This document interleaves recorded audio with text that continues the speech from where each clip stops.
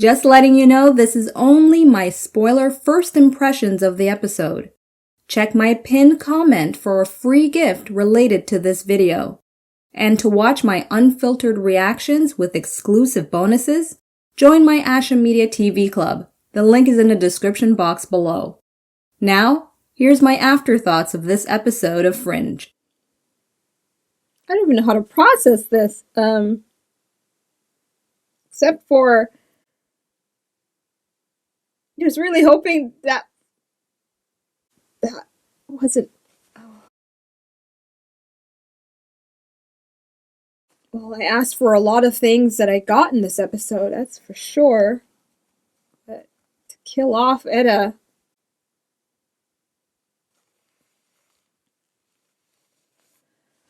Okay, so let's put into practice for myself, right? When I get flustered and all that, take a breath, snort it in. Oh, okay. It's starting to kind of make sense, possibly why they had to kill Etta. Or have Etta die the way she did. Okay, maybe doing my little summary thing here, as kind of quickly and efficiently as possible, will help me clear how I want to express that part. But let's see here. Okay, let's go back to the beginning. We just start there. Yeah. My heritage, my cultural heritage, Jamaican. So, of course, you know, you're tuned immediately when you hear somebody try to speak the patois. And at first, you know, because when it comes to actors and stuff, you know, there's a way to mimic things. And at first, when hearing him, I was like, it sounds a little muddled all over the place. But once he said that key line, Bumbo blood cleat, I was just like, oh my God. And so the only disadvantage for me, though, uniquely, is that it took me out of the scene of what was going on. But now looking at it, essentially, you have the observer reading Peter, and it ties in so beautifully with everything, with this bullet and Etta, and I guess Peter as well, with that closing shot of his face. But it was creepy, though. The creep factor of them reading you just on the spot, nicely displayed. I don't know how else to say it. It was just excellent, because watching Peter trying to dodge him however he could with his thoughts in the moment, it makes you think, like, how would I have handled that right there and then if you knew someone could read your mind? Pretty crazy.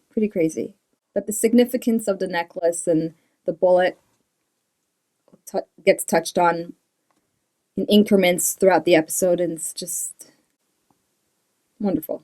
Okay. So the blast happens. Peter survives it. Oh, look at that action shot right there. That's a pretty good one. Yeah. Okay. And then he gets found. Good times. Let's move forward.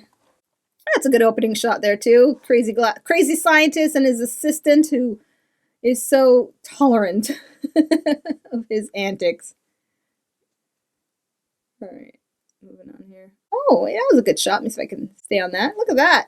Very much like mother, like daughter. Or like daughter, like mother. But, yeah. Casting, pretty good. It's, I said it before. It's great. All right, let me just kind of, I barely have 5 minutes, so let me try to get to some of the key cores. Well, just here, I mean, it would be a crime for me not to acknowledge at least this point here that leads into so many other things. Yeah, here is the part, yeah. So where he gives her the necklace, which makes it all the more heartbreaking. And these writers know it, and they're good at it. You have to have a really good understanding of human nature to write the way they do, which makes it so much easier to distinguish a really shitty show, right? Versus a really good one. Oh. Here you go. That's a frame for you.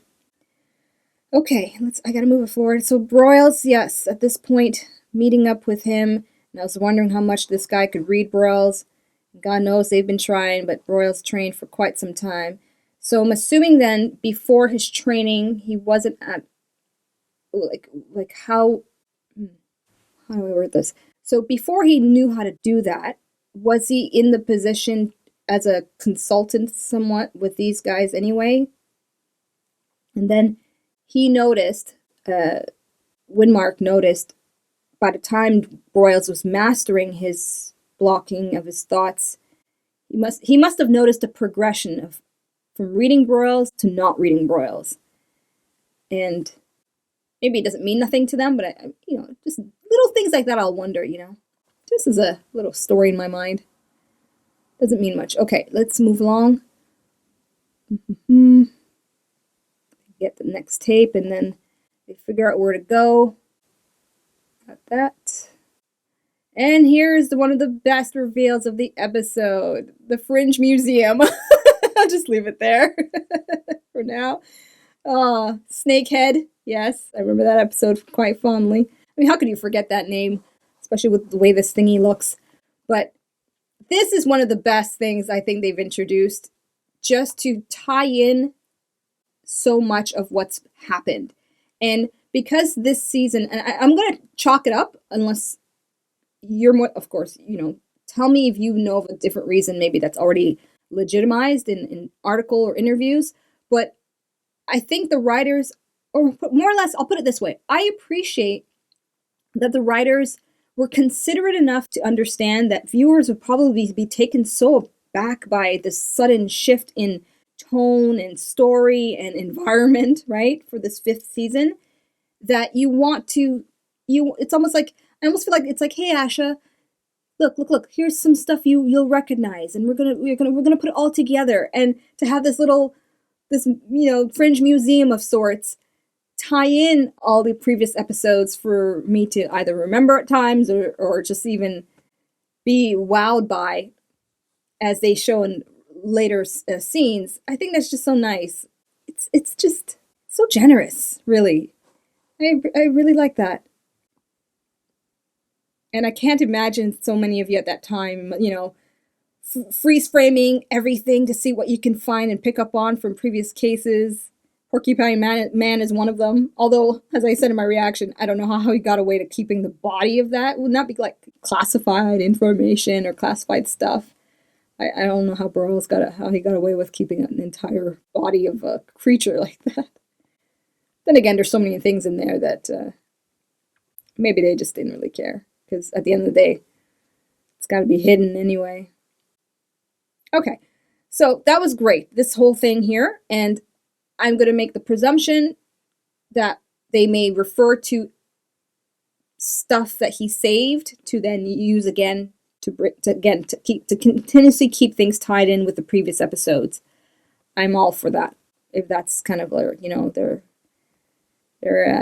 ex Deus Machina kind of stuff there.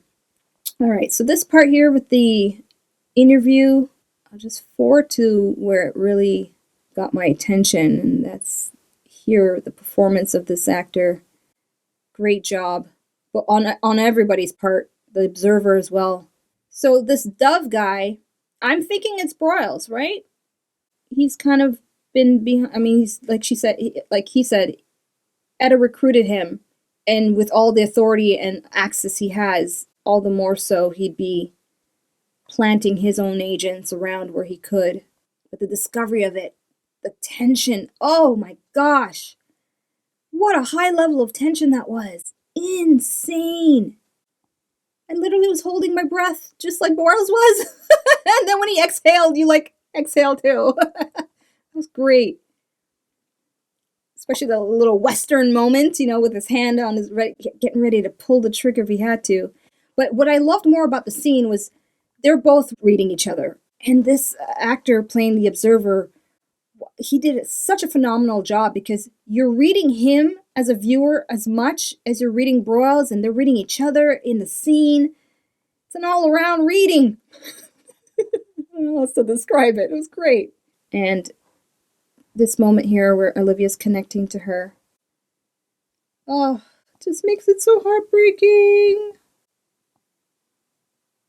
Okay, so let's talk about this part here where she does reveal the bullet, because I've been talking about it since episode 19 of the 4th season, and although it didn't turn out the way I expected, I mean, not to say they should have had a drawn out conversation, but if anything, I thought that Olivia would maybe at least tell her, well, I was shot with that bullet, and that's why I kept it. Aside from just saying the bullet that saved the world, I thought just one more line or two to add more for her to know. Because, I mean, you're finding out from your mom for the first time why this bullet means something. I don't know. But they saved the moment. They saved it with her having the phone call. Because I'm thinking if the phone call wasn't there, maybe she would have just naturally and logically asked, what does that mean? Bullet that saved the world. And then the story would have gone on from there. Okay. I'm not going to harp on that too much. All right. Yeah, let me just quickly see if I can freeze frame on this part where they electrocute him and Walter's reaction. He was out there. Wow, he looks like Jack Nicholson there, like the Joker. Wow, I don't think I've ever realized how similar John Noble does kind of look like Nicholson till this moment. Yeah, that was crazy reaction, and yeah, that's all I'll say for now. That's all I can say. Okay, but using that weapon of I don't remember the episode, but just with all their orifices closing up. Yeah, there it is. That was great. And then having that as the ultimate weapon overall to take them all down with this pew pew pow pow and everything. I mean, I asked for action and I certainly got it, and I'm very satisfied as a viewer. It was more than I could have expected. All right, so they finally get the formula of some sorts that he doesn't remember and he doesn't know how to read, so I look forward to seeing how he'll figure that out. Now, I think it's connected to September just because they did mention it again, and they don't say words for nothing. So perhaps September will show up at some point, and then he'll be like, okay, this is what it is. All right, so I'll leave that as my guess for now. And then, yes, I have to acknowledge, no matter what, this part. I'm going to start crying again, just because I just love the Olivia and Broyles relationship, their dynamic, and it really hits home. I just want to look at it. It's great. I have nothing else to say, but it was great. It was fantastic and overdue. Okay. All right. I have to now just get to the main part because I have to wrap up this reaction video. So here it is. I'm not going to focus on the way she died. I'll leave that to you as viewers to if you want to, break down what your thoughts were and how you felt about those scenes. It's powerful. I think the scene in of itself visually to watch speaks for itself, and my summary or my afterthoughts about it isn't necessary, because what matters now is what happens now. They're choosing to have Etta in the story sacrifice herself for what she believes in, unwittingly, and then setting off the bomb, and Peter and Olivia. This is crazy. They literally just got her, and she's gone. So I guess the next episode is going to be Olivia and Peter dealing with their grief.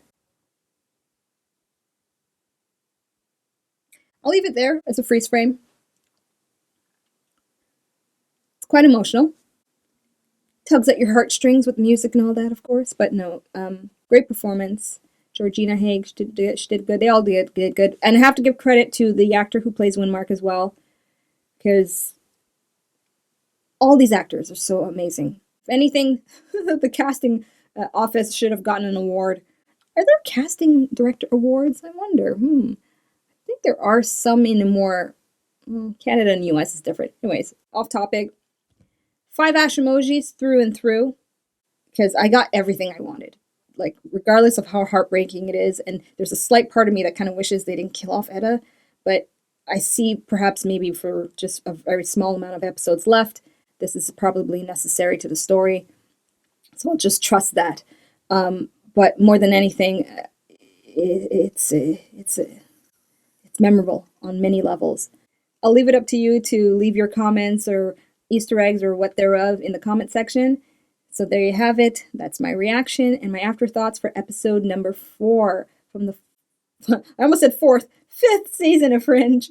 And if you want access to my uncut, unfiltered reaction to this episode, as well as my reaction to other bonus stuff I share only with club members, details on joining my club is in a description box below for you. So for now, I will see you in the next video, people. I'm tuning out. Thank you so much for watching. Be sure to subscribe and check out my other videos.